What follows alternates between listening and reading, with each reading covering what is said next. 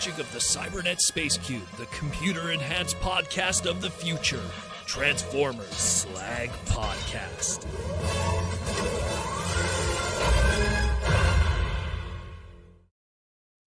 What up, everybody? How we all doing this weekend? This is the Transformers Slag Podcast Saturday night main event live stream right here on YouTube. It has been a crazy week in the Transformer world, but of course, this is the place that runs the face. I am Proto Man. And we're going to talk about the news this week. We're going to recap and have some updates to what we discussed previously throughout the week because the world evolves and transforms along with us. We're going to take some super chats from the fans. Any fans that have any questions or comments, just super chat, and we will take those. It is going to be a crazy one today. I have 2 bottles of water. That's how crazy it is today. We also have some presents to open from the P.O. Box. We got a whole bunch of stuff today. Hopefully 2 hours will be enough to entertain you. Also today is being recorded and streamed and everything from the new system that was put together thanks to you guys and all the donations and everything. So thanks to everyone. Now we have a system that's not going to be as janky, I hope. This new system will also be mobile, so in the future we'll be able to take it to other rooms and do some crazy stuff. So then, is the mic off a little bit? See, this is already the problems that we're having. I don't know, is the mic bad? What do you think, guys? Is it a little delayed? I have to figure out all the stuff. Oh well, we'll see what happens. So then, guys, we're gonna jump into it. We got a lot to cover today. It was nutty, the world. In all my years of doing Transformer news stuff and everything like that, it's the first time I have seen this much news done into 1 week. Like the amount of stuff that was there, it was absolutely insane. Absolutely insane how much was going on. And we're just going to jump right into it because we're going to be here all day if I don't get started. So let's jump into that, shall we? The first one we're going to talk about, because we're going to talk about wreckers. We're going to talk about wreckers, man. There is a lot of wreckers we're going to be talking about today. So this was all stuff that we learned about back in November of 2021, all those months ago. The listings that were shown to us. Hey, Amazon's next collection. First we had the Galactic Odyssey, then we had the Golden Disc, and now we have the wreckers. Oh, and there was the Battle Across Time and Space in that one too. Amazon's getting a lot of crazy stuff, isn't it? But otherwise, here it is today. We're going to talk about all of those. It's going to be crazy. And I'm going to try to, make sense of all of this for you people. So the first one we got here, this is the Amazon exclusive Transformers Wreck and Rule collection. Comic Universe Impactor and Fossilizer Spindle. Now then, this is a extensive retool on the original Impactor mold that we got from Siege and the Netflix Siege series. If you look on the bottom left there's all the different head sculpts and everything that existed from all the different versions that we had up to this point. And this is a chest resculpt, a head resculpt, little things here and there. And Mark actually showed us a really nice image afterwards. I'll show you guys that really show the difference between the original and this one. But this does the, a fusion of colors from all the different UK interpretations that happened with Impactor during that run. It's a little bit of the coloring of Tony Jaworski, and then mixed with like the art style of Ron Smith and a little bit of John Burns' colors too. It's all over the place, but it looks pretty amazing. And considering I am a huge fan of that run of Simon Furman stuff, and a lot of other Simon Furman stuff, to be honest, this is right up my alley. And then you have, on top of all of that, you also got a brand new fossilizer. This is a retool also of the Paleotrex. And this one is a female fossilizer, a recent addition to the Wreckers according to the fiction of the Amazon post. And this character is a Spinosaurus Rex using that, again, T-Rex fossilizer mold from previously. Uh, it's just crazy. It's just crazy. Like I really like what I see. But again, Mark, he showed us what was changed, what was going on. Oh, is the microphone off now? What's going on? Did we lose the microphone? How is everything with the microphone? Could you not hear me? This is the new system. We're trying to make sense of everything with the new system.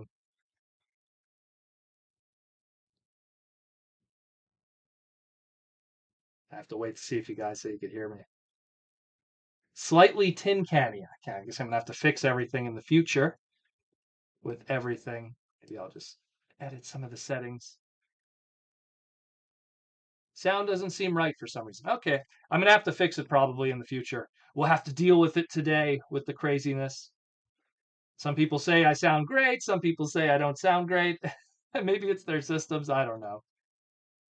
I don't know. It's crazy. Either way, guys. So here was Mark. Mark showed us what is different this time around with the molds, what is happening with it, and what is different from the original. So he has obviously Paleotrex with the new sculpted pieces and assets put onto this retool. And then we have this amazing Impactor with the new sculpts and everything going on with that too. The new head, the new cannon, the new chest, everything looks amazing. Everything looks absolutely amazing. I'm super stoked about this set. What's also cool, and Mark, and and I mentioned it in my original segment, and then Mark confirmed it on on the Facebook group. But that little chest piece that's on the spindle um, looks a lot like Grimstone from the Power Core Combiners, and lo and behold, that is an intentional homage to look like the same chest piece from that old Dinobot combiner from Power Core Combiners. Uh, Crazy stuff. Crazy stuff. Crazy stuff. If there's an echo, maybe it's because. Is there an echo? Is there not an echo? I don't know. I apologize, guys, if the audio quality sounds kind of weird. I'll try to figure it out. What I'll do is after we're done the stream tonight, I'll go back and listen to it. The webcam, eh? Maybe it is the webcam. Maybe you're right. Video capture. Let's turn off that. Let's turn off video captures audio and see what happens with that. Maybe that's what it is. Sometimes that happens too. So then, next up, we also have something interesting that was going on behind the scenes. Something might be going on behind the scenes. What is that purple thing that these figures are chilling on? What could it be? What could it be? Clearly, for anyone who has the Zarak, Black Zarak, or Scorponok mold, they will recognize these pieces. But there might be something more going on here. There might be something else coming in the future, potentially. And this is our first little peek at it, or tease, if you will. I want to remind you guys that the Scorponok mold had a very bad distribution. The Scorponok Titan class came out right in the heart of the Big V. And distributors and everyone thought it was going to be the end. They didn't know what was going on. And Scorponok didn't get a lot of distribution sales. Obviously, online, he did just fine. And that's why Scorponok also ended up being the first Titan class that got an extensive repaint through Hasbro Pulse, because that mold needed to get some more sales. Maybe this might be another case of that. Maybe I'm wrong, but something's going on there. Something is definitely going on there.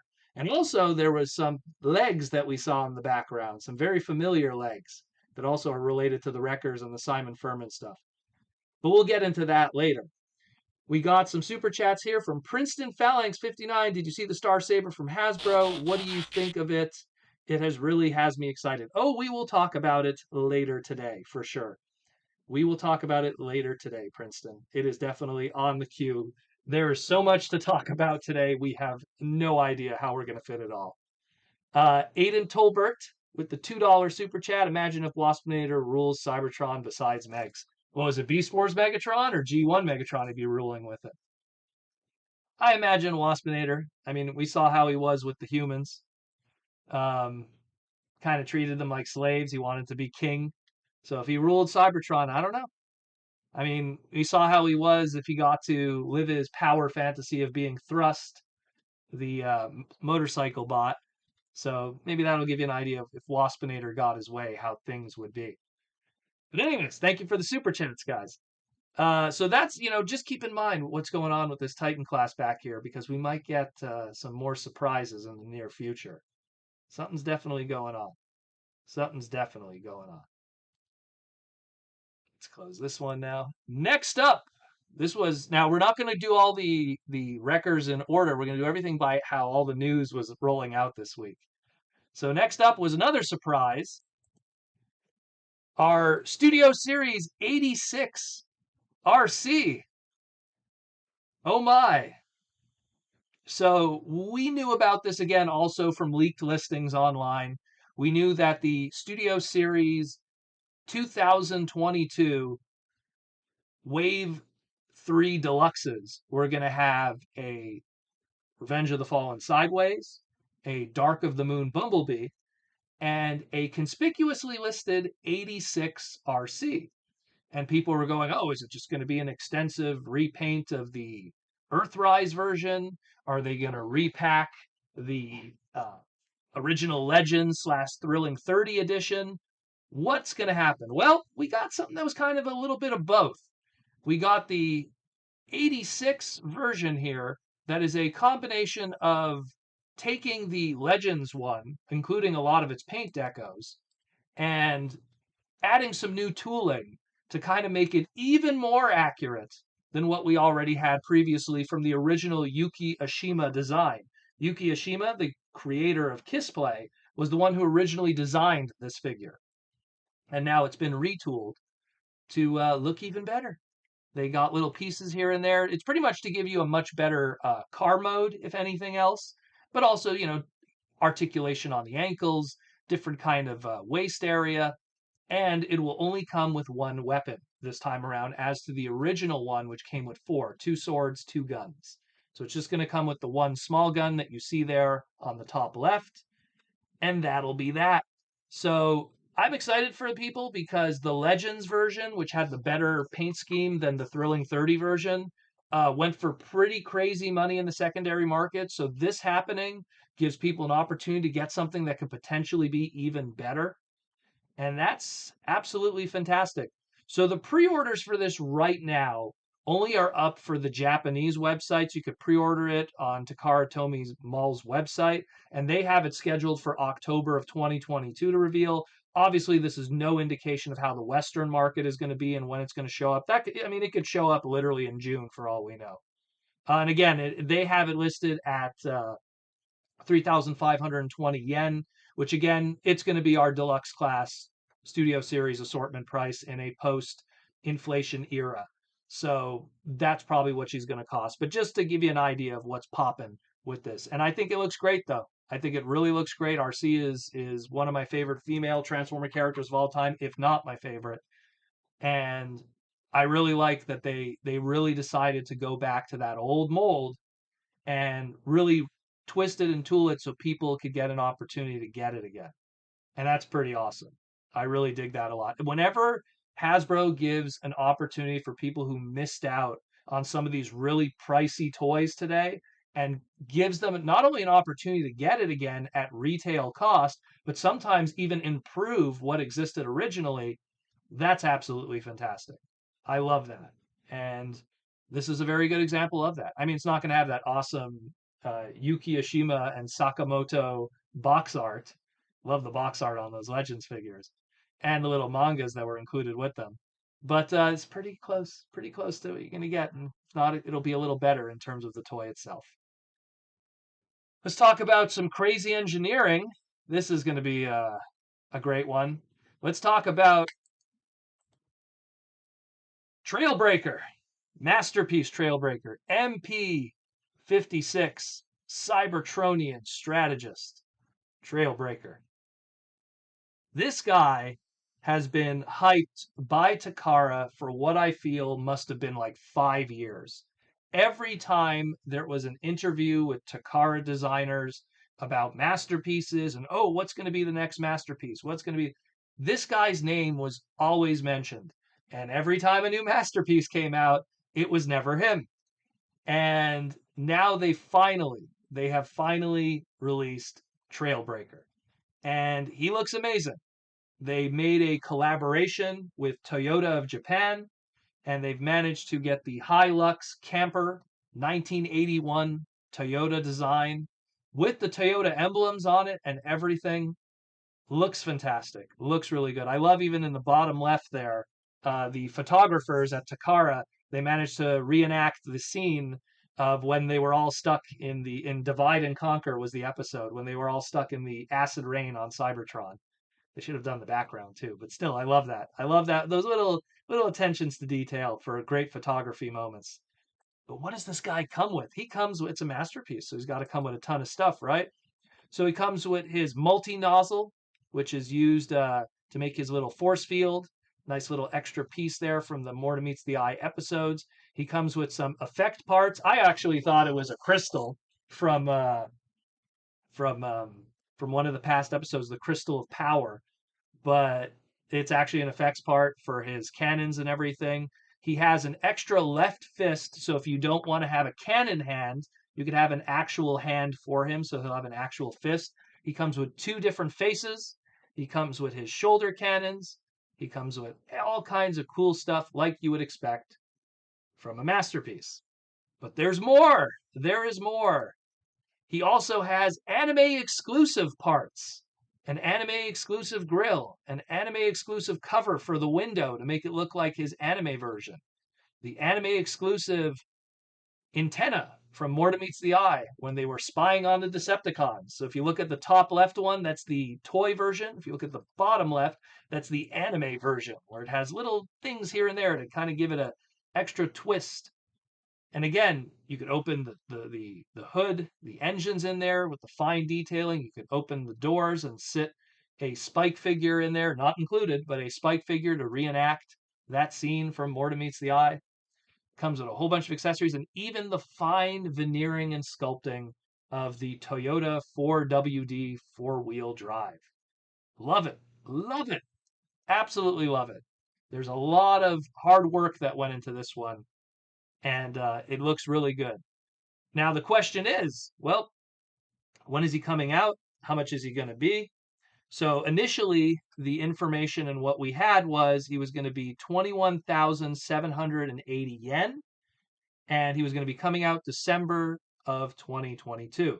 Hasbro Pulse put up a listing, and Hasbro Pulse's listing says that it's going to be $152.99 for all of this craziness. And when you consider the fact, and I'm just going to go back here, his scale, look how he's even bigger than Ironhide, which Ironhide was a pretty big masterpiece figure. So for $152 to get a pretty large masterpiece, I mean, that's amazing. And I think it looks really good. I mean, Trailbreaker had probably one of the best IDW Spotlight comics, just a really cool character, and he's getting a really awesome toy, and I'm really looking forward to it. And the only thing, honestly, at this point now is, I mean, because everyone's saying like, oh, like what's going to be happening with like a Hoist figure, right? The problem is Hoist had a very different kind of shape and design. He was a lot more stout and wider. I think that if they do a Hoist toy, he's going to be his own mold. I don't think he's going to be even a retool of this Trailbreaker. I think he's going to be his own thing. And then they'll take that Hoist and they'll do all the Diaclone colors and make new characters and all that fun and jazz. But we'll see that in the future. Next up, we're going back to the wreckers now, guys. Again, it's going to be a long day. We haven't even finished. So now we have the next one. We got the G2 Universe, Leadfoot, and Master Dominus, the Fossilizer, a brand new Wreckers member and a new Fossilizer retool.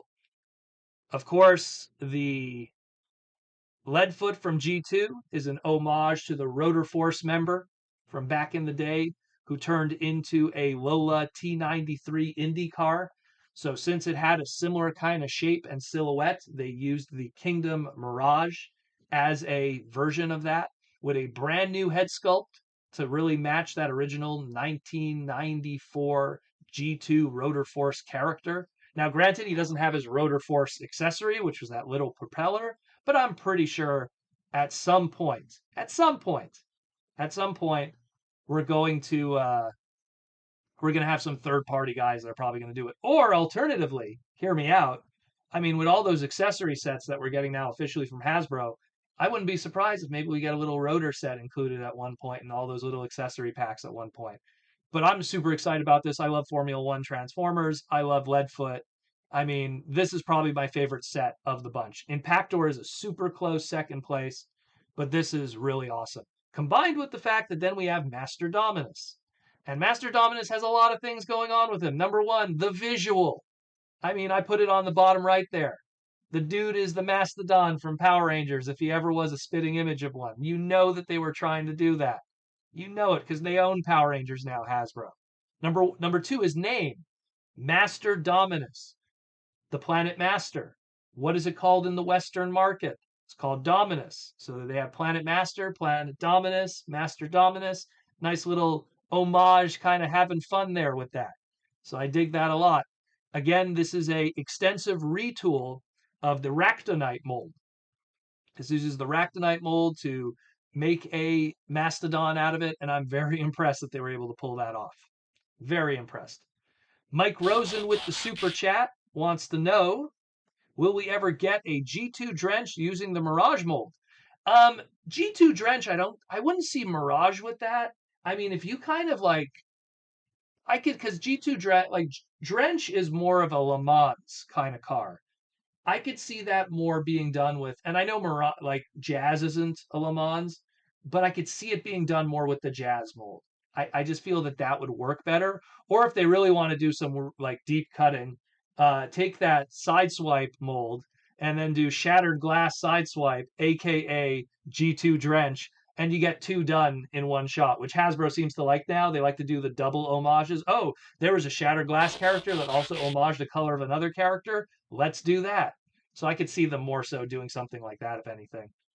Lizard Sphere X with the $5 question. Oh, Spindle's mask fits perfectly onto Master Domus's head, assuming it was the intended combo. Oh, we were going to get that into the next slide of that Lizard Sphere. Trust me. So Mark also, as Lizard Sphere mentioned here, posted a image showing to us, oh, hey, here's how it looks combined with the pieces. Here's how he looks when he's all together. And if you take the head of Spindle, excuse me, like I think it's the front chest of Spindle and the jaw of Master Dominus, you make a brand new combiner head for a giant combiner robot.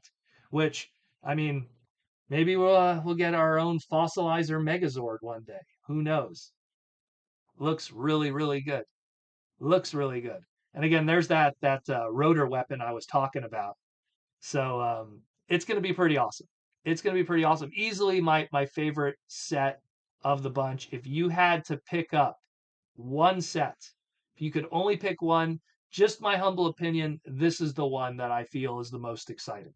But, you know, your mileage may vary. So that's just my take on it, but I think he looks absolutely fantastic. But that's just me. And speaking of fantastic, this is the big news of the day. Oh, and thank you for subscribing, Patjita 2678. We also have a very big piece of news, and that is Lego. Lego. This is the big one. So, it looks like Hasbro probably finally is now off the Creo wagon, at least for the time being. It was a good try.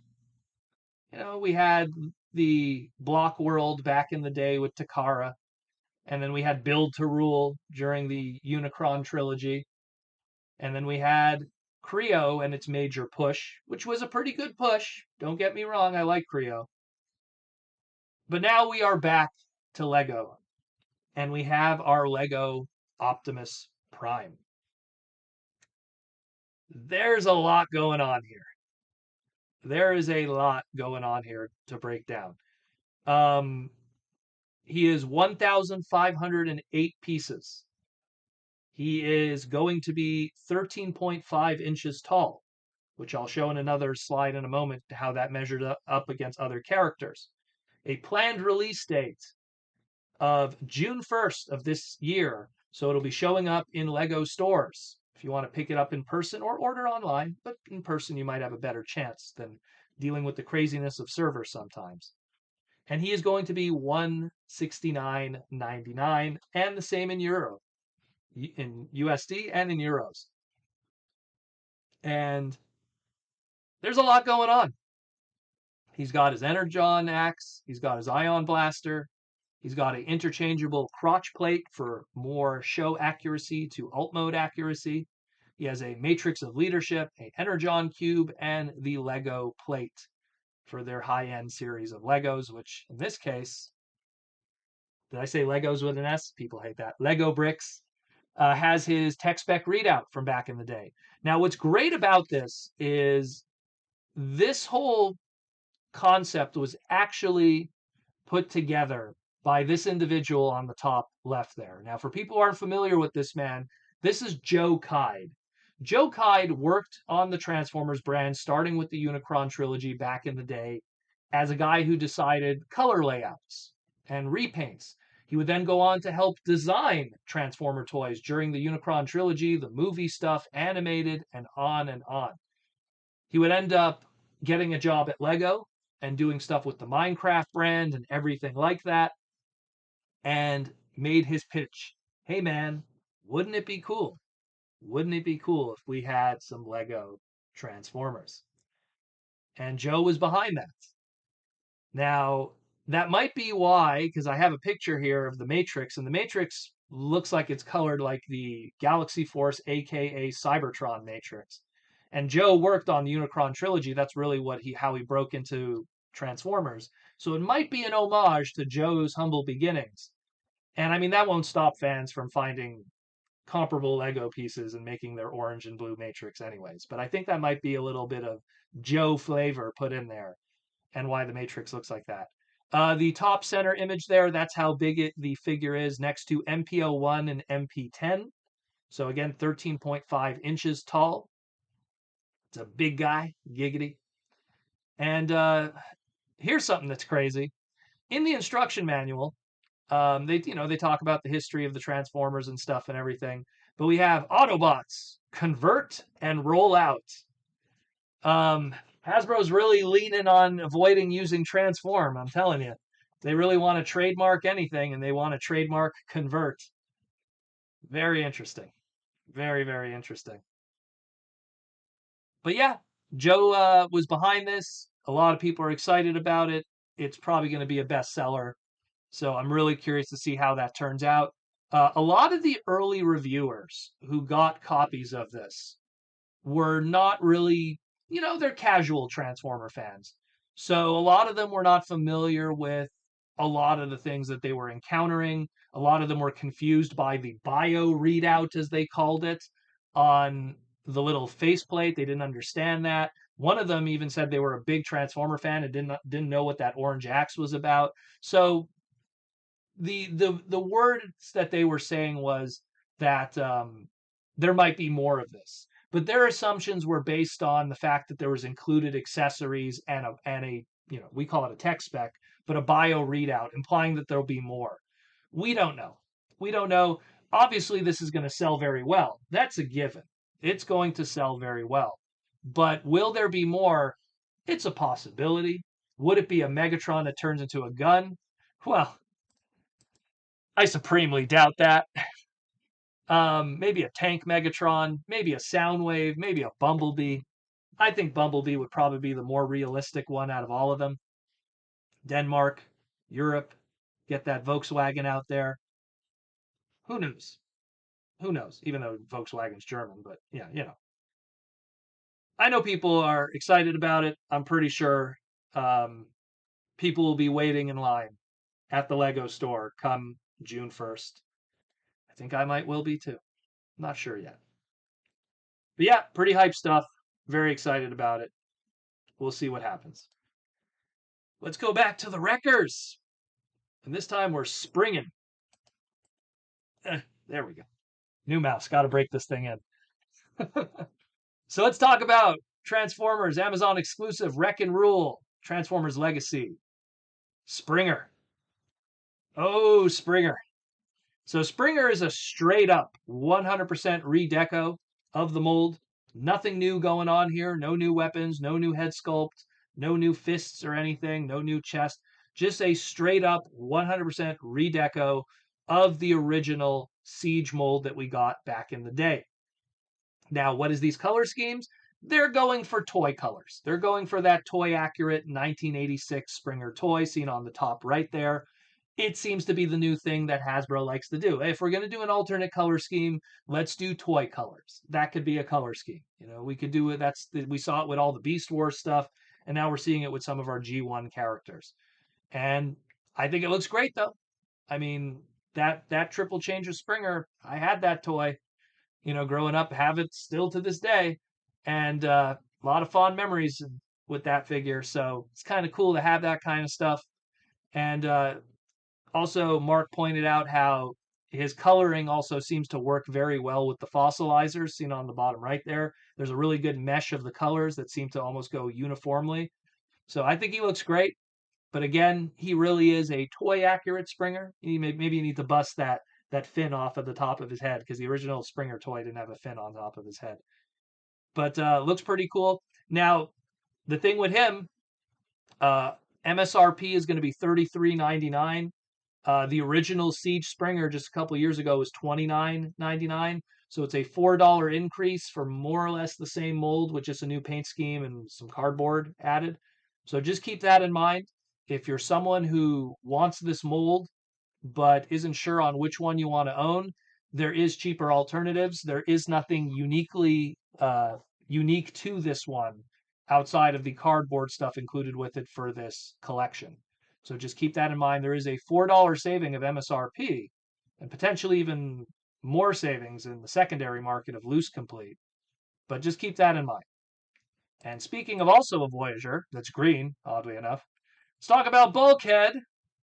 Probably the least exciting for me in terms of everything that we've seen this week.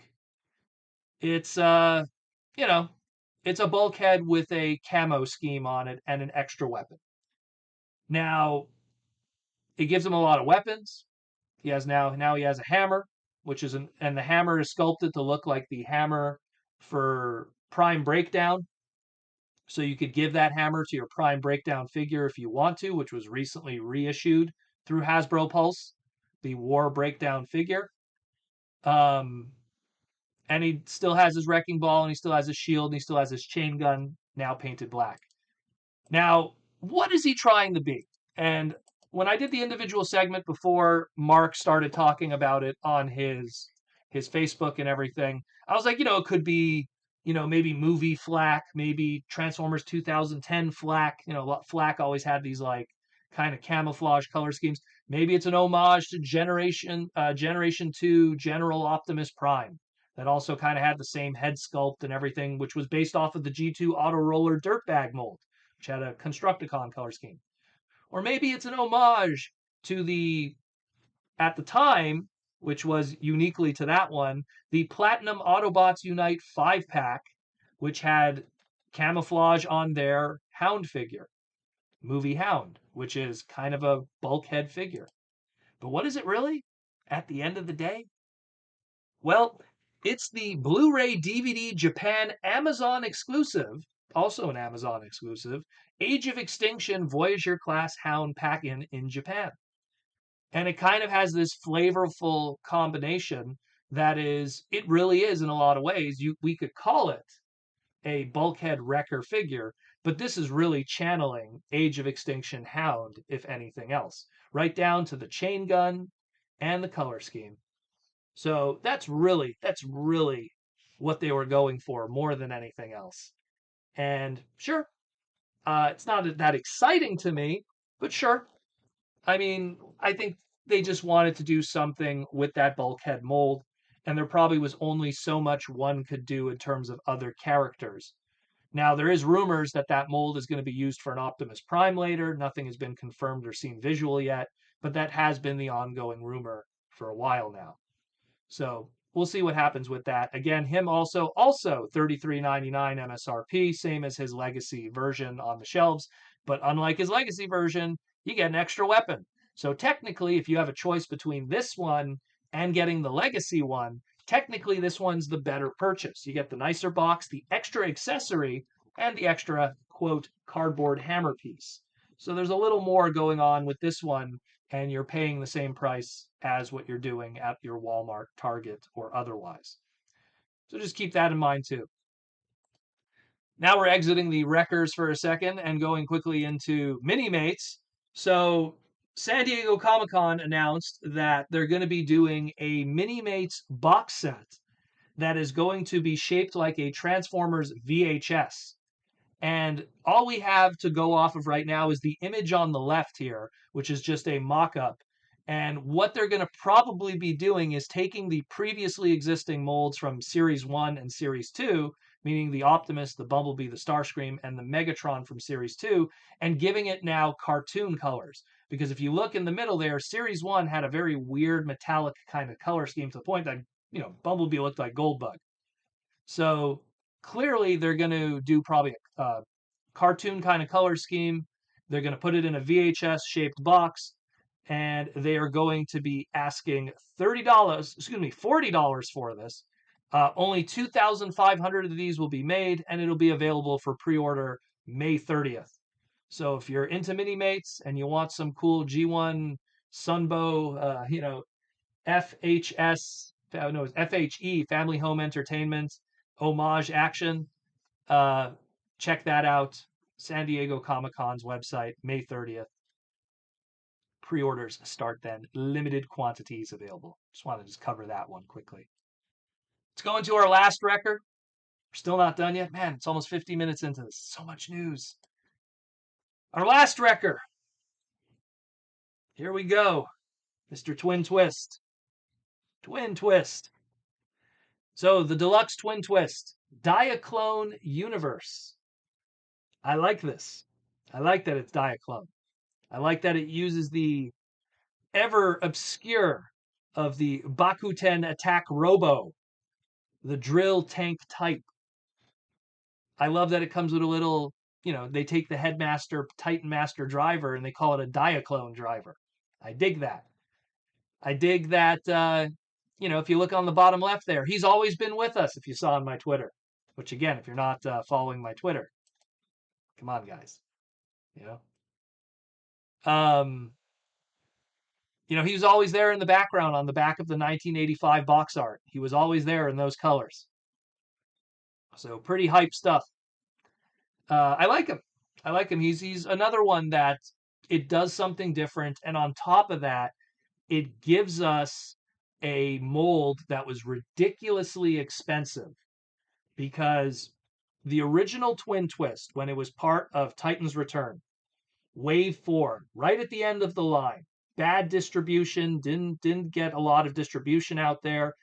MSRP was $14.99. That's what it was back in 2017 for deluxes, $14.99. Things have changed, of course, but the secondary market was brutal on him. And getting a Twin Twist, at least up until a couple weeks ago, could have ran you between $80 and $90 to $100. So now we get another opportunity for people to be able to pick up an extremely rare mold, granted not in his original colors, but an extremely rare mold, due to its bad distribution because it was an end of wave figure, and get it in that sweet Diaclone color scheme. Now, we're talking the MSRP of today, though. So instead of it being $14.99 in 2017, it's going to be $24.99.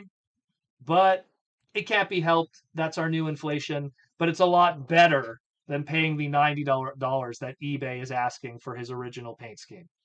So at least it works out better in that way.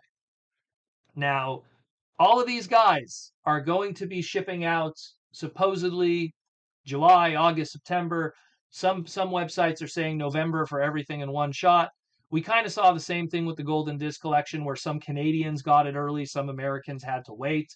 So we'll see what happens in the future, but tentatively it looks like November is going to be the release date for a lot of these guys. November 2022. But we're not done yet. No.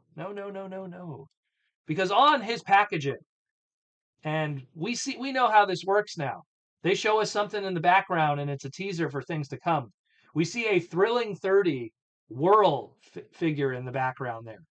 Now, are they going to take the Thrilling 30 Whirl mold and do something with it? Are they going to retool it? Are they going to give us a brand new Whirl in a different color scheme, or maybe a comic book accurate color scheme or something? Make it a lighter, I don't know, shadowy purple or shadowy blue. Like obviously they're not going to do the toy accurate blue that we got, but we will see what happens. Maybe they'll even go crazy. They'll do the Dorvac colors, which is what Blur came from. Who knows? Yeah, maybe they could do the Dorvac colors. That's like a dark blue. It kind of looks like a dark blue. Mind you, it's also the background, the shimmering of the sky, and it's hard to tell. But that's for a whole other future. We'll see what happens with that. Now let's get into the extras. So we have all the pieces together now. There's the complete art. They're all around a statue of Emirate Zaron. They're protecting him, I guess, and he has a giant hammer with him. And that is the build item of paper craft, or cardboard craft in this case, of a cardboard craft Wrecker's hammer that you get. Now, I know that some people are kind of disappointed. Oh, it's just a cardboard hammer and everything. Well, I'm just saying, if we get a whole bunch of these cardboard pieces and then someone just decides to go to Kinko's or Staples or any of these photocopy places, I'm pretty sure you could mass produce this thing and you don't have to buy every box set. I'm just saying. It's not the first time I've seen that happen, where some kind of unique Transformer paper item was bootlegged. So I'm just saying. But, it looks kind of cool. I think it would be cool if it was, plastic. It's cardboard. I guess that's a way to affordably include something like that as opposed to having big pieces, like two big, plastic ABS pieces that would have locked in, or the stand or something like that. It's pretty clear, like, probably the left side of that hammer is with one figure, the right side is the other. The main part of the mallet is with another guy, the handle's with another guy, and a base is with another guy. That's probably what's going to be happening. But sure, it's better than nothing in my opinion. I appreciate the effort. Maybe it falls a little flat with some people, but it's still pretty cool. I wouldn't really, I already talked about, hammers and Transformers, and how, like, it's kind of funny how a Wrecker's hammer kind of became a thing through Ultra Magnus and repaints and Solus's Forge and Transformers Prime iterations and all kinds of stuff. It's pretty good. But again, guys, all of this is going to be shipping out supposedly November. So go to Amazon if it hasn't already sold out. Who knows? But yeah, it's nuts. But we have one last thing for you guys. One last thing. And it's not just the Star Saber one. I'm going to get into that one in a moment. We also have a teaser reveal for you guys today. Now, the Transformers Plush line by Symbiote Studios and Hasbro, we've been teasing for a while that there was going to be more in the future. And a teaser dropped today from the factory, where we got an image of the next member of the Plush series. But I have an exclusive for you today, and that's an actual good photo of the assembled product. Because if you notice, he's missing his arms and a whole bunch of other stuff here. This individual, which I'm pretty sure you could figure out who. Ladies and gentlemen, may I present to you Symbiote Studios Wave 4. Wave 4 now. G1 Wheeljack in the Plush series.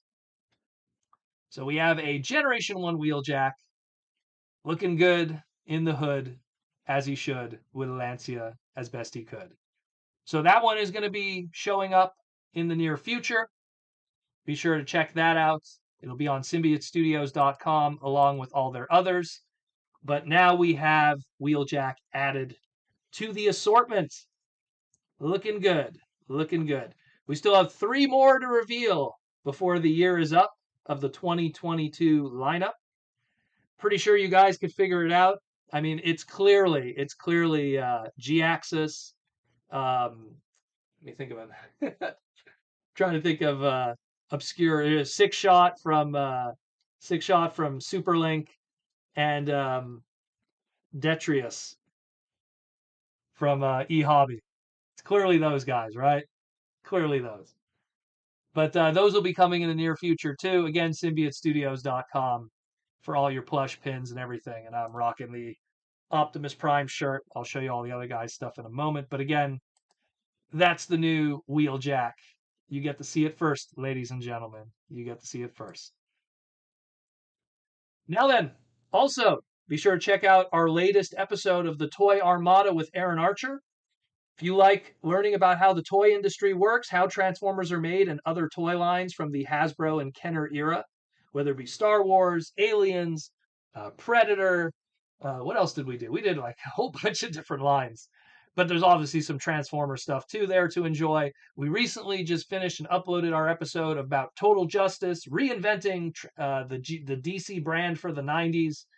Really good listen. It's a visual podcast, so we show a lot of behind the scenes stuff, commercials, prototypes, sketches, how toys are made, how they're designed. If you're someone that wants to get into the toy industry, there's a lot to chew on and a lot to learn here.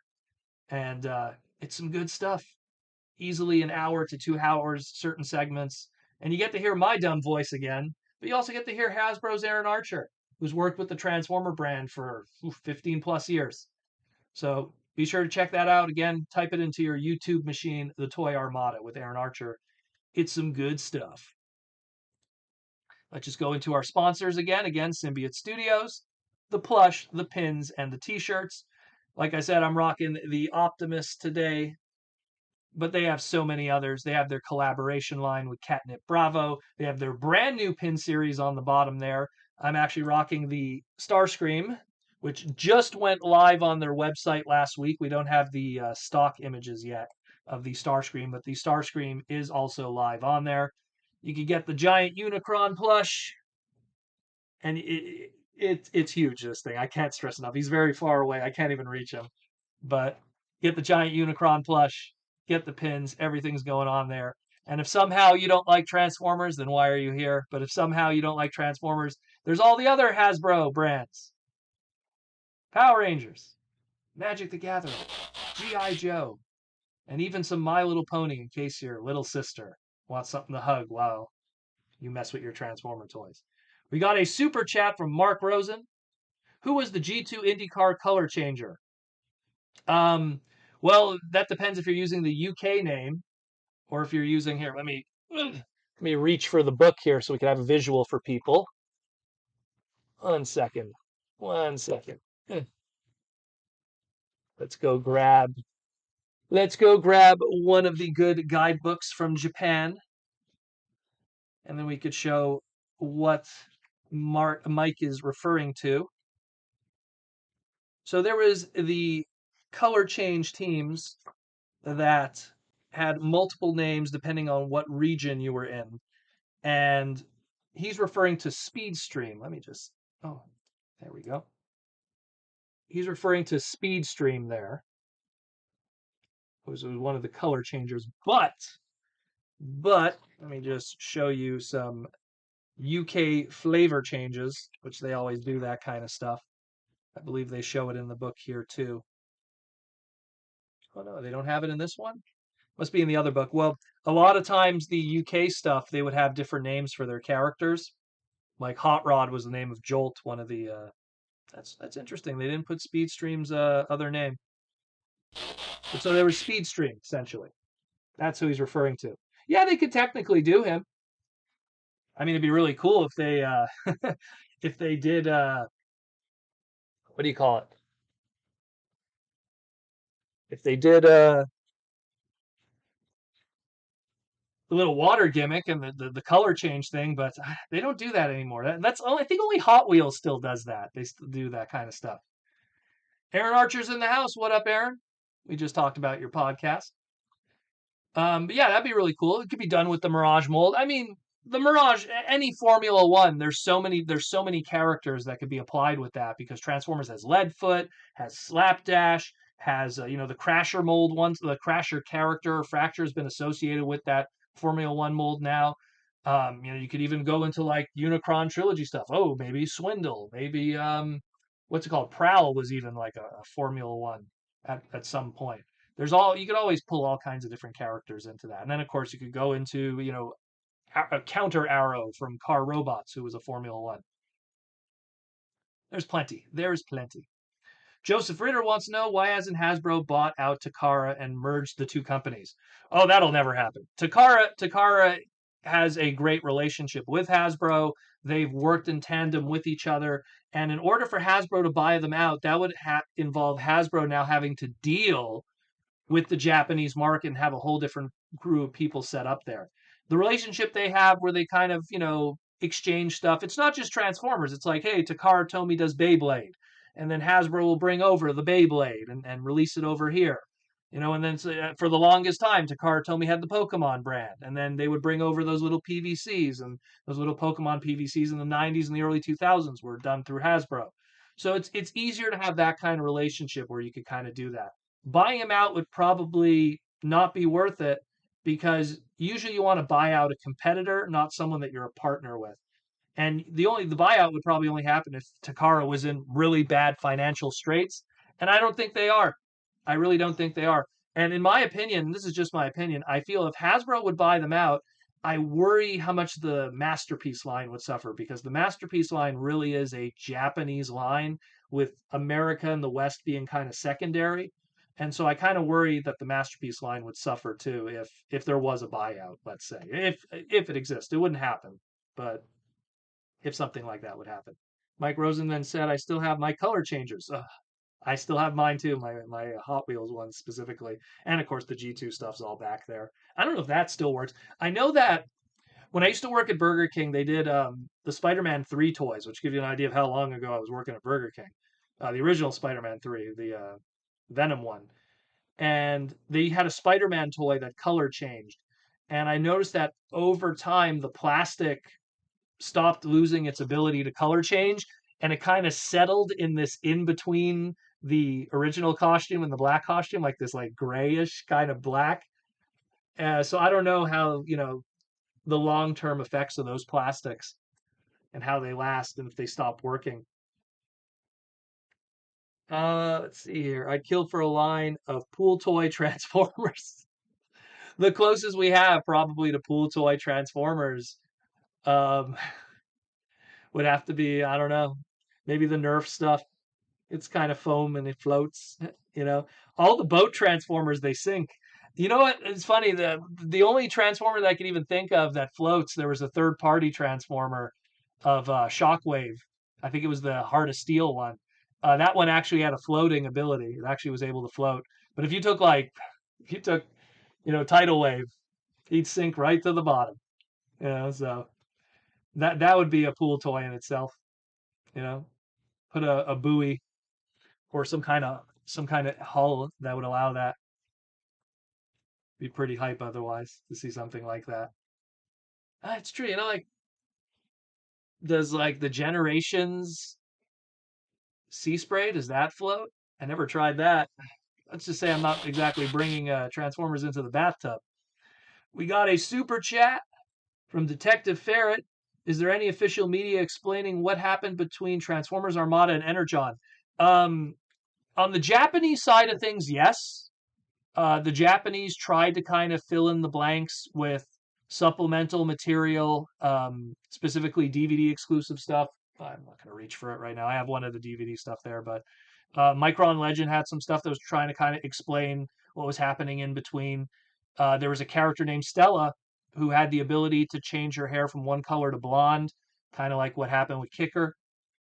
There was a lot of supplemental material, and then it kind of just got lost in the mix because the story explanation on the Western side, no offense to the Western media of Transformers, but when it comes to specific stuff, you have to watch it in specific languages.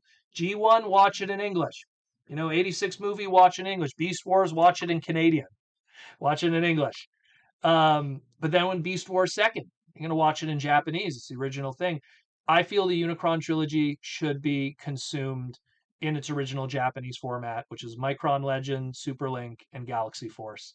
And I think that a lot of the bits and pieces that are missing between Armada and Energon become a little more obvious with that. I feel that the Western writing for Energon was more of a soft reboot for a new audience that rolls in every 12 months or 19 months in the lead time of Western stuff. But that's just my take. There's a lot of supplemental material. There really was. Even the PlayStation game, its prototype name was called Prelude to Energon, and obviously none of that ever panned out to be a prelude to Energon. But that was the prototype name for one of the games, for the Armada game, which is a fantastic game, by the way. Heck, if we have Aaron Archer here, we would be able to have his answer too, which we'll have Aaron in the future. Princeton Phalanx 59, Hasbro should make shows like Marvel is doing. The Mystic Space. Well, the luck is that Marvel has Disney Plus. You know, if Marvel's owned by Disney, Marvel has Disney Plus. If Hasbro had its hub, like if the hub still existed, if anyone remembers the hub back in the day, oh, he meant multiverse. There we go. I was wondering why I said Mystic first. Um, if it had the hub still, I'm pretty sure we would have probably in this new streaming age would have had original Transformer content that's a little more. I mean, look, technically, War for Cybertron was original Transformer content made for a streaming service. So was technically BotBots. Your mileage may vary if you enjoyed it. That's a different story. But I mean, Disney's a lot more of a monolith in terms of a media creator, where Hasbro's a toy company that doesn't own a streaming service and doesn't, sure, they have E1 Entertainment and Allspark Productions and Boulder Studios and all those other guys behind the scenes that are creating everything, but they're just not the machine that is Disney. That's just turning that stuff out for all the regions in the world. I mean, I would dig it. I would like to have, like I used to always say, I would love to have when DC was doing all those direct to DVD DC animated movies that were a little more PG-13 and even some of them were rated R. I really dug those a lot, and I would love to have more of that kind of PG-13 R Transformer content because just like how DC realized, yeah, sure, we have kids that love Batman, but we also have adults. I think we're going to reach a point where one day the eyes will open for Hasbro and they'll realize that the market is slowly becoming very adult based, and they'll wriggle in that direction one day. It's a very strong possibility, but that's something time will tell. It's how the money moves, like I always say. It's always how the money moves. If we don't have any questions for now, we're also going to open up some stuff. So May is a fantastic month. As a Canadian, it's when we finally get some warm weather. But it's also when I have my birthday. And my birthday is at the end of May, and we have a P.O. box that had a whole bunch of stuff sent to it from Mikey and Louie. There's actually more stuff that's going to be coming from Jason, might send some stuff before, another fan of the podcast and friend of mine. He's going to probably try to get my present sent before the month is over. But we have a whole bunch of presents here to open live on the stream. I'm not going to open all of them because I want to try to have some for the end of the month and stuff like that. But I've been slowly opening up stuff. And so we're going to crack open, 2 or 3 things maybe today. And yeah, we will see. This one's probably another mug because some of them have certain shapes that we started to get used to. Of gee, I wonder what that could be. But we'll go with the mug this time. I'm not even gonna try to like. Oh, hey guys, there. Yeah, see, it's clearly a mug. You can tell just because the other three mugs that we got, which by the way, I love that Arcee mug. That's my favorite one of the bunch. Um, but that Arcee mug, I dig that one. So which one is this one? Which mug is it this time? Let us see. Let us see. Well, you'll get to see it first. Ah, or it's gonna fall. Oh, it's true. It's up like this. So which mug is it? It's a Optimus Prime mug. There we go. Using that, I think it's the Earthrise box art, if I remember correctly. That was like not the box art, the promotional art for Earthrise. Is this licensed? Yeah, it is. 2020. Look at that. Drink your hot cocoa with the convoy. Awesome stuff. Optimus Prime mug. This one I like. It's red. Favorite color. I'm definitely going to probably use this one for sure. The Arcee one I don't want to use because I really like it. I think the art looks gorgeous on it. And the Bumblebee one I'm going to give to my buddy Dimooch when I see him if he's at TFCon. We will see what happens. Joseph Ritter with the super chat. Every week is Christmas at the Proto House. Nah, not really.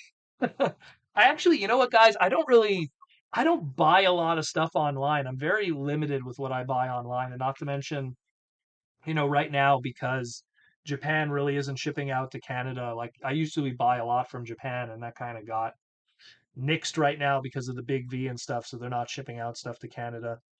So I'm lucky just to have really cool fans that send really cool stuff. Which one should I open next? Let's see. You know what? We're gonna open one of these ones that are shaped like this. That way we could find out which Transformer toy I'm gonna be taking photos of um, this week. So let's find a way to open this where you guys could see it before me. Try to get in there. All right. Well, that doesn't tell us anything. I ripped it from that side. So who could it be? Okay, so I'll have to rip it like this, and then we'll see the character. Oh, snap. It's Target exclusive Road Rage. Thank you, Mikey and Louie. The female Trax repaint / e-hobby / Diaclone homage. We don't have Target in Canada, so thank you for that. That is awesome. That is awesome. That looks really cool. That is really cool. I like that. That is really cool. That's a nice one. Woo! Have to dig up. I don't have the masterpiece. I'm gonna have to do a nice photo shoot with that when I get the masterpiece one. Pikmin 5087 with the super chat. Overall thoughts of the IDW continuity? That is a loaded question. Do you mean new IDW, old IDW? Old IDW continuity. Really slow start, really good art. EG and Casey Collar. There was a lot of really talented dudes on there. Had a really slow start. All Hail Megatron also slowed it down. Some of the Spotlight books were fun. Some of the Spotlight books were boring.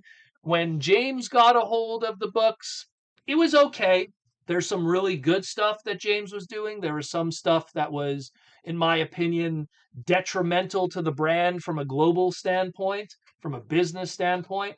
I was not a fan of his Star Saber, I'll say that right now. And I've even told James that his Star Saber was not my cup of tea. Which, again, Japan would be like, what'd you do to our character? This guy's a legend with us, So, the new and the problem, and going into the new IDW, new IDW was too slow. I think it was too slow combined with the comic book industry being in a weird place, combined with the big V slowing down people going to their local comic book store and picking up stuff. Just led to a lot of bad feels all over. Although I am excited, it's a bit of a bias, but I'm excited about that Last Bot Standing book, which is like a hot rod, send off book. So I'm kind of excited about that one. I love the Beast Wars book, but that's not really the IDW continuity. That's really kind of its own thing in a lot of ways. But it is what it is. It is what it is. Prince of Alex in 9 days. I'll be turning 50. 50, brother. 50, brother. 50 years old. When I turn 50, I'll feel the same. Don't worry. I'm not too far away from 40, so I'm an old man too, my friend. We were in the trenches when the world was normal. When all we had was 3 colors on our TV and we liked it, damn it. I'm just joking. Um, nah, props to you too, man. Is that 9 days from now? What day would that be? Just want to the calendar. How do I pull up the calendar? This is the new computer. What day is it today? Oh, so you're a Gemini also. Okay. We got a super chat from Victor Wong. Where can we buy that exact Optimus Prime mug? That is a good question. Mikey Louie, where can we get a Earthrise Optimus Prime muggo? Looks like someone's a fan of the mug. Mikey and Louie, where do you get that mug? I like this mug. This is the mug I'm going to use. I feel bad using the Arcee one because it looks really good. Yeah, my voice is off still in some of the stuff. That is crazy. That is crazy, man. You know, you pay for a whole new system, and in the end, somehow it's still slower. That's crazy. J.R. Mina, already 40, may be old in age, but not in heart. That's how it always. I learned that from my dad. My dad, you know, he was a toy collector, still is a toy collector, you know, and through him, I got to see how it doesn't make a difference if you love what you love, you know, and makes you feel young. You'll always be young at heart. Everyone's now dishing out their ages here. Oh man. Let's see. We'll open one more. One more. Which one do we open? You know, let's open up this one because this one's more conspicuous. It's not as obvious because it's too thin. It's too thin to be a. Oh, maybe it could be. No, it's too thin to be an Amazon one. So let's see. We can get. We'll grab here. And I missed that completely. What the hell is this? Oh, it's the Transformers TCG box set. Which one is that one? This is the Autobot one. Oh, very nice. Open this. Uh, the Autobot set. Look at that. Fun fact, also, this thing had terrible distribution in Quebec. Had only English on the packaging. I would have to go to Toronto just to get booster packs. Sucked. So thank you, Mikey and Louie. Got all of these guys. Very nice, very nice. Tactical team up. Really cool. Prince of Phalanx 59. I remember seeing the first Star Wars movie in the drive-in. Well then. You know what though? That's bragging rights, man. You know? Like I'm lucky that I'm able to say still doesn't look like Nintendo wrapping on it. You know, I was lucky to say that I was able to go see the 86 movie in theaters. But you know, never got to see any of the original Star Wars theaters because Return of the Jedi was 83, if I remember correctly, and that was, you know, that was the year I was born. So, um, yeah, yeah. Pretty cool stuff otherwise. Man, oh man, like we wasted so much time with the news today. It's crazy. I'm like, what? We're already like an hour and 18 minutes into the pod. This is crazy. Wizards for X, I'm so happy they gave Victory Leo's backpack. Yeah, I'll talk about that. I forgot to mention that also. So I'll just read what Wizards for X. Victory Leo's backpack, 5mm peg. Too bad about the boots. I'm going to love messing around with him and Star Saber. Copious amount of ports. Yeah, so we didn't do a slide for it because it technically was supposed to be video exclusive for the backers. So I kind of just wanted to play it safe with that. Not to mention it was a YouTube video that's already up there from Hasbro, so I didn't want to use the slides, but we will talk about it. It does look good. A lot of stuff that we already kind of knew before when Evan and Mark did that stream, I want to say in December, where they had the first pilot of it, and they were kind of showing off the prototype and everything. I do dig that Victory Leo's parts could be applied on other Transformer figures. Having like, the wings on the back of Earthrise Optimus Prime, and you could do like a wing blade, a wing saber Optimus Prime, wind blade Optimus Prime. Also kind of looks like Gilthar, which is like an evil Optimus Prime from the mangas. Like, I dig it a lot. I dig it a lot. I think that alone is really cool, but I still stand by the same thing. I think it should have been a retail product. I really do. Every time I see it being held, I'm like, ooh man, that's like a small commander figure that could have been in retail and more people could have gotten it. More people could have got their hands on it. And I mean Victory Leo, I understand not a lot of people would know that character and the association with that character and the trademark reasons. I mean, they'd have to use something like what did they call Liger Jack in America? What was his name? Leo Breaker. They could have called him Leo Breaker. Bring up that old trademark, do stuff like that. But that was not the case, unfortunately. And it's going to be a Hasbro Pulse thing and HasLab, and I just hope that it doesn't go too crazy in the secondary market. That way, people will get an opportunity to pick it up. I hope that because obviously there's going to be people that bought multiples of them to resell to make profit. But I really hope that you know, and I know this isn't people who did buy multiple are going to not hope this, but I hope for the sake of other people who want to get it that that he won't be too crazy in the secondary market, so they'll be able to pick him up if they didn't get you. They didn't have the money at the time to buy it or whatever. It's kind of the same thing like with Unicron, where I feel sorry for people that weren't able to get Unicron, and then now it's like they want to buy Unicron, it's like $1,000, and it's driving them nuts. We got a super chat from Quick Randy.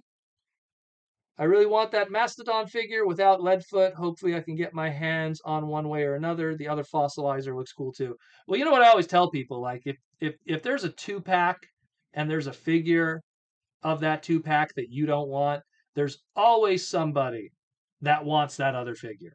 Like you might want that fossilizer, but there might be some hardcore G2 guy that doesn't want that fossilizer, but really wants that Leadfoot. So it's something where, I mean, if you have the shipping opportunities, you just go onto a message board and go, "Hey, I'm picking up this set. Does anyone want to go half seas on me?" And then you'll be able to get it half. And I mean, the great thing about those 2-packs, and I forgot to mention that, is like unlike a lot of the other stuff, like Twin Twist full MSRP $23.99. The 2 Voyagers of Springer and Breakdown full MSRP. Was it $33.99? I think it was something like that. $33.99. But the great thing about those 2-packs is if you took 2 deluxes, like right now with the new MSRP, so it would be $23.99. So that comes to about $49.98. So let's say $50, right? These 2-packs are $44.99. So you're technically almost saving $5. So if you split it up with someone, you're selling a cheaper deluxe that's brand new too. So just keep that in mind. You're going to have those opportunities. If you have the shipping opportunities. If you live in the States, you always have those better opportunities in a lot of ways. Downright Super Proto, there are toy collectors like the Plush. I have no idea who that is, who got into Nostalgia TF because of his recent mini MPs we've been getting. He got excited and even recognized Skyfire TF Victory has no nostalgia. Well, it has no nostalgia, but in the same sense that Hasbro's been able to pull off putting out characters that a lot of people don't know. Like the fact that we get like Western retail of Sky Shadow, and like, Sky Shadow from Generations was probably, what was that, wave two of Generations Thrilling 30? Probably a million units of that. And then they did a leader class. And then you got Overlord.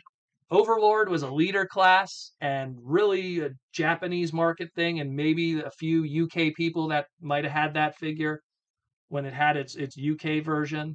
And that was a leader class figure to make that investment on shelf space and everything. And look, we're going to be getting Minerva soon. Mind you, that's a store exclusive. But in the internet age where you could educate your fandom very quickly, and considering Hasbro owns the libraries on a lot of that stuff, maybe not the Takara stuff, but like the Takara 3, which is Headmasters, Master Force, and Victory. But I mean, Shout Factory at some point did have those DVDs, and did have those box sets. So there's something there. They could have educated the fans, you know? They could easily educate the fans. They could easily, like, leading up to the announcement of Star Saber, they could have like put the first 5 episodes of Transformers Victory up. You know, that's how I see it.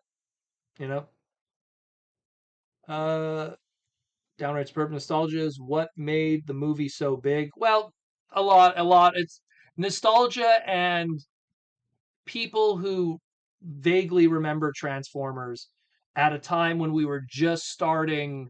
I always say 2007 was like that beginning of geekish chic, because 2007 was when Big Bang Theory came out, when this thing started falling into the hands of people. And then all of a sudden, you could now be that guy who now, instead of having to sit in front of a computer and look up the internet stuff and look up TV shows and watch YouTube, you could just be on your couch or in bed. And that changed the game for a lot of people, a lot of casual people, people that like the amount of people that don't even own laptops or computers today. They just own a cell phone or an iPad or something, a tablet, and that's their gateway to all of this stuff, is quite staggering. Um, What else did you write here? Victory Leo wouldn't work at retail. I'm impressed with what we're getting and happy for the opportunity. Maybe a big hefty leaders like Overlord will and sell well. I think it could have worked. I think but the only argument I could put against myself is there would have been no slots, in that Hasbro only has so many retail slots for something. So there would have been no slot for 2 commander classes in 2022. And so that's my argument against myself, is that there would have been nowhere to put it. They would have had the manufacturing, they would have had the space for that in the factory because they're making it one way or another, but they wouldn't have had the opportunity to put it in shelving, because already they're turning to Walmart and Target and going, hey, we're going to give you this Commander class Menasor. That's going to be your big chunky product along with this Metroplex. Oh, by the way, we also have 2 more of these that you're going to have to dedicate shelf space to. So it's that's where it kind of gets a little difficult with that. And not to mention any commander class stuff that's going to be associated with studio series if we do get that in the future, according to rumors. But just rumors. Tom Laney. So with all the inflation, maybe Hasbro could come up with a better schedule. Maybe here have things ship every 4 months. That way to give us more to save money. Well, stuff showing up in stores is really a store to store kind of thing. You could have the brand newest product at your Walmart right now, and it's just sitting in the back. Or alternatively, if your Walmart has terrible sales, like they got too much of Wave One of Kingdom, and it's just been sitting there for a while. Until they move that, they're not really running to get Wave Two of Legacy. Let's say, So I always say every store kind of has its own story in terms of how their distribution is and what they pick up, what that toy manager of that Walmart, if that toy manager is really like, to give an example, Toys R Us in Canada, um, I knew one of the managers at one of those Toys R Us's. And that specific Toys R Us, that manager was hardcore into Transformers. And he actually went out of his way to order more of the G1 reissue product. This was back in the day when they had the book box reissues of G1, the commemorative series, which is like 2000s, mid 2000s. And he went out of his way to make sure that was stocked because he liked that stuff and he wanted that stuff to be there.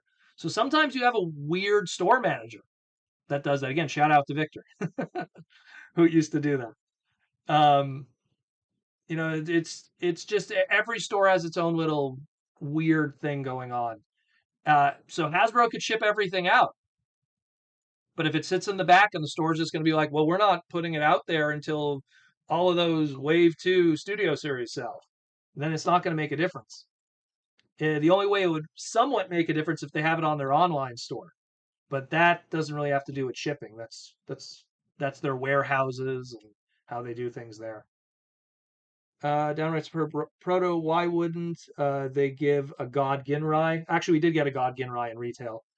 You can't educate normie collectors like the Foosh who got excited sporadically because they remember seeing the character on TV as a kid. They did give us God Ginrai. They called it Apex Armor Optimus Prime, and it was part of the reissue line. You can bring a character over, use a trademark, and work something out. The reality is, though, is that at the end of the day, you're selling to a very specific market. And yeah, like Skylinks, or like someone might remember Skylinks from renting that VHS of, Return of Optimus Prime Part 1 and 2, or seeing the season 3 episodes, or having that crossover. You could educate your fans on anything as long as you put out the material. We have YouTube, we have Facebook, we have all the socials. There's always a way to let people know what these characters are. They wouldn't take those risks on certain no-name characters if they felt that there was at least some kind of legitimacy to it. I mean, look, it used to be back in the day, oh, would never do an Arcee figure because, we girl toys don't sell. And now they do it because people do buy the girl characters. And it's not because it's boys who are buying the toys. Todd McFarlane talked about it. That little boys don't want to buy girl figures, but the adult collectors do. So that says a lot about why are we getting so many female figures in Transformers, because the adult collectors will pick up the slack on having two female figures in a wave or one female figure in a wave, where otherwise that would have been maybe something that was kind of lacking if it relied on the younger boy demographic. Let's be real. A young kid who collects Transformers is going to want a boy character over Arcee any day of the week. It's just the truth, like you can't twist it any other way. And back in the day with Transformers with Generation 1, when boys and kids were the ones buying the toys and it wasn't adults that were buying the toys, and I don't mean parents, I mean for themselves, it was a different world. Who knows? Maybe they were right to not do the Arcee figure back then. I don't have the numbers, but I'm pretty sure they had other toy lines back in the day. They probably looked at Kenner. They looked at what was going on with Ghostbusters and, wow, why isn't Janine's figure selling well while all the others are? Why is, they looked at probably Star Wars and seeing how the Leias weren't moving. It's there. They make those decisions based on certain things. Princeton Phalanx 59, did you get an early preview of the figure before they're announced? I'm getting a sample of it sent to me. From what I was told, it might not have the Micromasters. That's what I was told, because I'm just going to get the core figure itself. They don't know if I'm going to even have the proper box. I might have the proper box because originally when that discussion was happening, it was going to be just a plain brown box, but that's also when it was going to be a plain brown box. Now they got the fancy box that they're doing, but we'll see what happens with that. I'm probably going to get it the same time as you guys, though, if it's Canadian shipping and how that works. I'm not going to get it super early. I'm getting a free sample, but I'm probably going to get it around the same time as you guys. Let's just put it that way. But yeah. Do we want to open something else? How much we got left? 1, 2, 3, 4, 5, 6. We got 6 things left. Maybe we'll save it for next week. Save it for next week. How much time we got left? We still got about 33 minutes or so left. Check out the new pins. I love this one. The Shockwave pin is the nicest one of the bunch. Get some water in there. So has the audio quality been kind of iffy? Guys, I want to know what's going on with the audio quality. How's the video quality? Has that been kind of choppy? How's the audio quality been? Because I mean, I got this system for things to be better, and this system is way more powerful than my old computer. So for it to be weird, that's very weird if it's like that. Um, I meant any or all Transformer figures. What do you mean? Hold on, I must have missed something. Any or all Transformer figures. Oh, I see factory stuff before you guys. I see a lot of that. That's all I'm gonna say. Like they're like I like to wait for either Hasbro to talk about it or someone else leaks it out and then the genie's out of the bottle. But there's factory photos that I see that are like 3 months in advance, and you just got to play it dumb. Let's put it that way. Um, what is this now? For your information, political term. That's wordplay on Ultra Magnus, or is Ultra Magnus's name a reference to something? No, man. Ultra Magnus, his name. First of all, there's a kind of car carrier called a Magnus. That's it. There's the end of that. It's not some political stuff. Oh God. People always with politics, man. Who cares? Who cares about politics? Bunch of rich people that only want your vote so they can stay rich. Who cares about politics? Make your own rich. Don't play for someone else's team just so they can make themselves rich. No, it's just that there's a car carrier called a Magnus that holds cars. That's it. That's probably his. And then you just put Ultra in front of it because that makes it cooler. That's probably the simplest way to. You know what? Um, this podcast many years ago, we did a segment, and when I mean like back in like 2011, 2012, we did a segment called "What Is a Name," where we went through like 84 and 85 and a little bit of 86, explaining the names of characters, like going like, what is Cliff Jumper? How does that relate to the character? What does a Cliff Jumper mean? What is a Huffer? You know, and that segment did terrible. No one cared about it. So I don't even think we got to Ultra Magnus. I think we did. I have to ask some of my co-hosts, like Ian, if we got that far. But some of them have weird names. The French name for Ultra Magnus is Ultra Mag, which as in is a mag for your car, like a magnesium mag. So, and that's in French, Ultra Mag. So it's all how it's taken. Spades play with the super chat for 5 bones. Since we are getting a new Arcee in Studio Series 86, you think we could get a new Megatron Studio Series 86? But bro, would it turn into a gun? That's the age-old question. Can he turn into a gun? Because you would not be satisfied. Studio Series 86 is about trying to get that screen accuracy. So what's going to happen? Braun's going to be like, Decepticons, no, Megatron, Decepticons, die Autobots, and then Megatron transforms into a tank and Starscream catches him, and then he shoots Braun, Like you got to have that accuracy.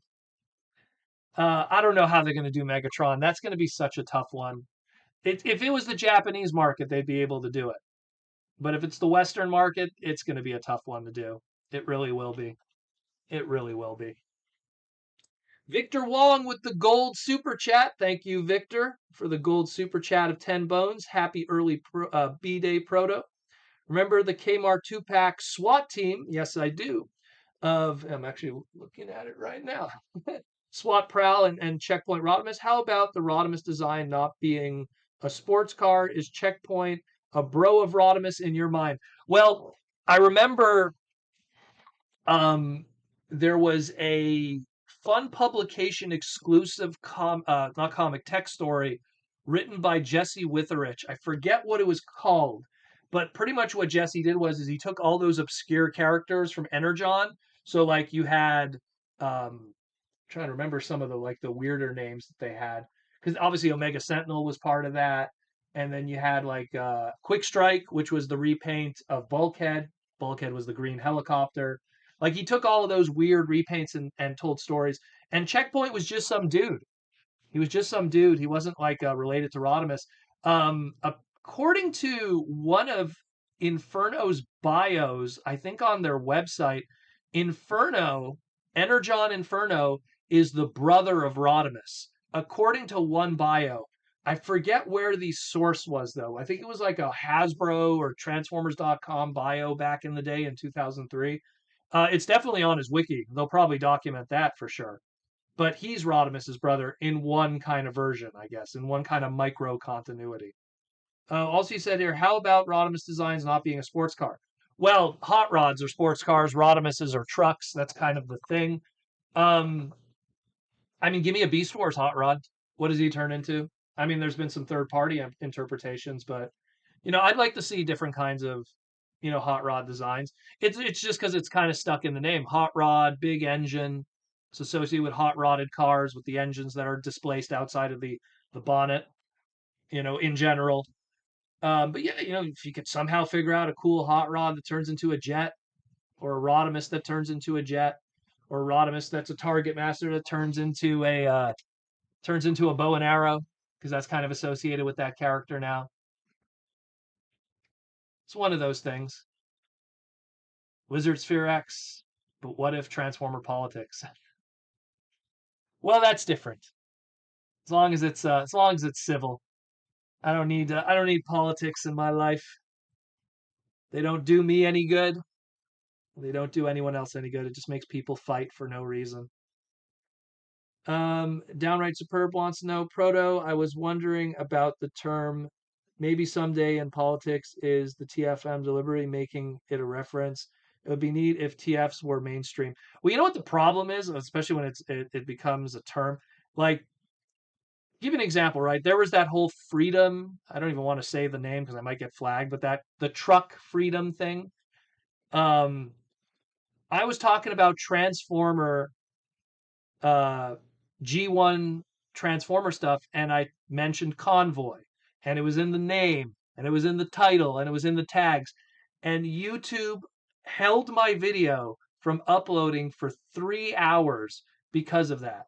So the last thing I need is terms that are associated with politics squeezing its way into my Transformer world, and then I can't even use certain names of characters because now YouTube has to check to make sure I'm not, doing fake news in my toy podcast. You know? So I was getting affected by it and it was dumb. You know? It was dumb for all that stupid stuff. It was dumb. Submarine mode with Shockwave. Shockwave got away with it, but Shockwave never was a real gun. Megatron was a Walter P-38 German gun. Shockwave was a laser gun made by Toyco, a Korean company. If your friend pulls out Megatron and robs a bank, he might get away with it. If your friend pulls out Shockwave afterwards, you guys are going to jail. So kind of a different story, unfortunately. Radimus Prime. That was Pete Sinclair idea. Lizard Sphere. Pete Sinclair. It was no. What was the name? It was not. What wasn't Radimus Prime? Rodamouse. That was his name. He's like he was going to do Rodamouse, which was a repaint of the Rat Trap. The what do you call it? The reissue of Rat Trap Transmetal, and he wanted to do Rodamouse because the Rat Trap had that car mode, and he wanted to retool the tail that it could kind of make like his fin, like his spoiler. And so in the car mode, he could have like a spoiler that was like the Rodimus spoiler, and then in the Rat mode, he could still have the flame chest. There's somewhere online in the Google Images you'll find it. He posted those, I think, the very last BotCon in 2016. It was an idea that never happened, and if it did happen, that would have been amazing. Rodamouse. Elsbleed 57. Do you think we could get a red spindle and call it Scorn? Um, Maybe not a red spindle, but it'd be cool if we get a red Paleotrex and call it Scorn, just so we could have a red T-Rex and then continue the Power Ranger flavor. But yeah, I understand where you're getting at because Scorn was red in its original toy, but technically in the movie, Scorn was like a grayish brown. Just the toy was red because they were kind of doing that Power Ranger color scheme with all the Age of Extinction Dinobots at the time. Like Grimlock was like brownish copper, and in the movie he wasn't that. But I get what you're getting at. Downright superb. Oh no, he's just responding to somebody. Princeton filings too much censorship. Freedom is the right of all sentient beings. Indeed, it is, my friend. Indeed, it is. Sometimes I feel like we live in a world today where people want to have more control in a world where it kind of got out of control. John Mayer for the $5 super chat. Thank you, John. If covered already, I apologize. What is the hot take on the Wreck and Rule cardboard hammer? I was just like, I was saying how, here, I'll pull it up for you, Johnny, so we can have it on the screen for anyone that came late. My take on it is just I appreciate the effort. It's obviously something that's cheap and affordable as an extra, as opposed to doing something with plastic. And considering Hasbro's trying to do stuff now in the future that's good for the environment, an extra plastic accessory is not as good for the environment as an extra cardboard, build, paper craft. But I was saying, like, hey, if any fan wants to photocopy these afterwards and then put those images out there for people so that we could share the love and they don't have to buy everything, it kind of benefits people, I guess, in a way. But yeah, hope that answers that a little bit. Oh, got a lot of super chats coming in. Victor Wong with the $2 super chat. Is Shockwave trademark? Can Hasbro use it? Shockwave is not trademarked. Shockwave is just trademarked. Shockwave, to my knowledge, is not. I don't think they ever did. Shockwave was a fan term for the Astro Magnum Robo Shockwave figure. Even when they did the gray color schemes, they never called it Shockwave. They could have, but they didn't. They could have registered it.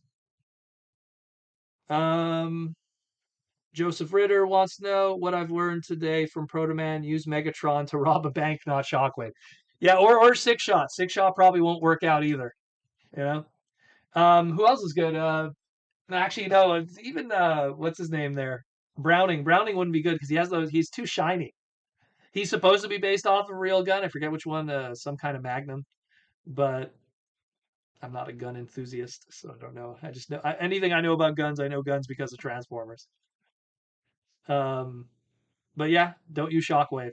And don't push the button, and don't lick the 9-volt battery. Don't lick 9-volt batteries. Jonathan Princeton wants to know, Hot Rod would work as well as a repaint remold for Air-Razor. Yeah, I can see it. Let me ask you this, John. Air-Razor or that Skywarp mold that they did recently, the remold of Air-Razor? Maybe the Skywarp mold? One or the other. The remold that they did. But yeah, Air-Razor too. I always imagined, because he has like the flame thing, it could be interpreted as like an eagle, or some kind of bird. And then you could change the flame on his chest to a bird, like a flaming, like a phoenix or something. That would be cool. I could see that. I agree. Yeah, maybe like a hot red phoenix using the Air-Razor mold. I could see it. That's a good idea. I dig it. I dig it. Downright Proto, what if Transformers were named the Converters instead? G1 was heavily focused on automobiles anyways. Hasbro would then make the Converters say transform and roll out. Maybe we would have gotten Beast Wars. Well, the transform and roll out was a line that was written by, I believe, Christy Marks, who was doing a lot of the copy and stuff for Transformers and a lot of other Sunbow shows at the time. I believe Christie was the one who also invented Morta Meets the Eye and Robots in the Skies, although that also could be, God, what is that? They were a couple that did a lot of the marketing and everything for Hasbro. It starts with a B. Oh my God, it's on the tip of my tongue. They were also instrumental in, like, theme songs and stuff like that. So I mean that was created separately. But I mean, look, they were going to be called the Mysterions at one point, and then that didn't happen. You know, that didn't happen afterwards. Like it's funny how we look. Like it's kind of like Luke Skywalker was going to be called Luke Starkiller. How much would have that changed Star Wars if he was called Luke Starkiller as opposed to Skywalker? Was Skywalker kind of better sounding and it would have worked better with the mainstream, and Star Killer still sounds kind of, campy. Who knows? The converters, you know, it sounds like it could be even religious, you know. Maybe that's why they didn't go with the converters, because it sounds like it could be a religious related thing. So they wanted something that had more, when you hear the name, you don't mix it up with anything else. The Transformers, up to that point, only real Transformers, electrical Transformers, would be the thing that would get it mixed up with. So who knows? That's in an alternate continuity where we could find that out. Prince and Phalanx 59. Even if people do not agree on things, the only way for society to coexist is to have the freedom to discuss their disagreements with each other. I agree completely. I always feel that if you want to prove me wrong, prove me wrong. Tell me. I want to be proven wrong. Because the thing with me is, if you prove me wrong, I learn something. Like that's always been my thing, is that a lot of times I've been corrected by people and I learned something. And then it's something that stays with me for the rest of my life for the betterment of it. But I feel like sometimes people, they don't want to have that. They don't want to be corrected. They like to feel. The one thing I've always said about the internet is that it created more and more a bubble for people to kind of just stick with like-minded individuals, and sometimes that's good when it comes to fandoms and hobbies. And you like making chairs, I like making chairs too, and all the chair creators can hang out together. But then it gets to a point where then there's other things too, where you just stay in that bubble and you don't learn. You don't learn, man. You got to learn. I didn't get to where I am today, knowledge-wise, without I know everything. I don't need to learn anymore. There's always something to learn. Look at my Twitter. Just recently, thanks to Mikey and Louie, I just learned recently about the Transformer puzzles. Those things are 35 years old, and I just learned that there's variants between the American and Canadian versions. There's always room for something to learn. Always room for something to learn. Uh, Tom Laney, yeah, Silverbolt Beast Machines was a rainbow. Yes, it was. Man, that was what a weird color scheme that one. Well, it's still, you know what? I don't hate that mold. I don't know why. Maybe because it was the later Beast Machine stuff, and I have like I don't know, I kind of liked it because at the same time, Car Robots was running wild, and I don't know. I can't hate that mold. I don't know why, even though it's kind of that big backpack weapon and everything. Downright superb, laugh out loud, Protos. So you're saying Optimus Prime is preaching the Autobots to convert people to the Church of Primus, depending on what continuity. Primus doesn't exist in some continuities and others. Derek Wyatt even said that in his version of animated, there is no Primus. It doesn't exist. He believes in his version of animated, it's like the G1 cartoon continuity where they're created by the Quintessons and they're just robots. So depending on which continuity, some have Primus, some don't. Some preach the word of Primus and read from the covenant to be, brought in by the chosen one. Where is it? Elves Bleed wants to know if we get a Beast Wars Quick Strike, what do you think he could be repainted, retooled into? Well, considering how now, repaints and and retools could be done so extensively, I would not be surprised if they could somehow just retool Scorponok and work in, like, just use that Scorponok as the basis and work in. But then again, it would affect the transformation because he has the arm, and then it's true. And then his piece, the crotch piece, has to flip over. I'm basing it off of the original toy because a lot of those original Fusors were dead on to the CG models, so you don't want to change too much of that. You know what? They'd have to either they'd have to either sacrifice something, meaning like he's going to be a Scorpion, that has that Fusor gimmick, which really is just the Cobra tail, and then you just cut that tail off and make another Scorpion Transformer after. That's the only way they could do it. I think that Quick Strike would be the easier one to do because what makes Quick Strike a Fusor is just a different tail accessory, which becomes a hand. Where something like Silverbolt, that's a little more tougher. That's a Griffin at the end of the day. Jonathan Princeton with the $5 super chat. Repainting Tigerhawk would work well as Rodimus Prime. That would be cool. That would be really cool. Because Tigerhawk's a nice, big, beefy figure. He has that spark chamber thing that could be used as the Matrix of Leadership chamber. And I mean, even the repaints, you can barely see it, but even the repaints from Universe there, that's the Razor Claw version, were fantastic. No, I dig that too. Two big cannons. That's a Rod. You know what? You have Rodimus, which is Hot Rod, and then you have Rodimus Primal, which is that one there. That'd be pretty cool. I could see that one. That'd be really cool. Or the Phoenix, because then you have the Phoenix. See, the Phoenix one's a good idea too, though, for Hot Rod. I don't know. There's a lot of good ones. It's something I have to like sit down and really think about it because then when you're building a line, it's like, well, what are the other alt modes? Is there going to be tigers? Is there going to be other birds? You got to have a balance. But there's a lot of good ideas. A lot of good ideas. Downright superb. And keep in mind, there's some Hasbro people here in this chat. So sometimes these ideas get heard. Downright superb proto. You think they will slip generation figures into the Rise of the Beast toy line? Kind of like Revenge of the Fallen Bludgeon. Revenge of the Fallen Bludgeon. A lot of that Transformers 2010 stuff. Reveal the Shield. Those were.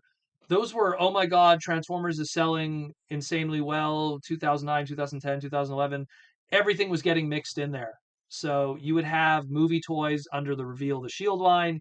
You'd have generation flavored G1 toys under the Transformers 2010 movie emblem. The bludgeon, for all intents, look, my bludgeon is in my Generations display, the Revenge of the Fallen one, because it was intended to be a Generations figure.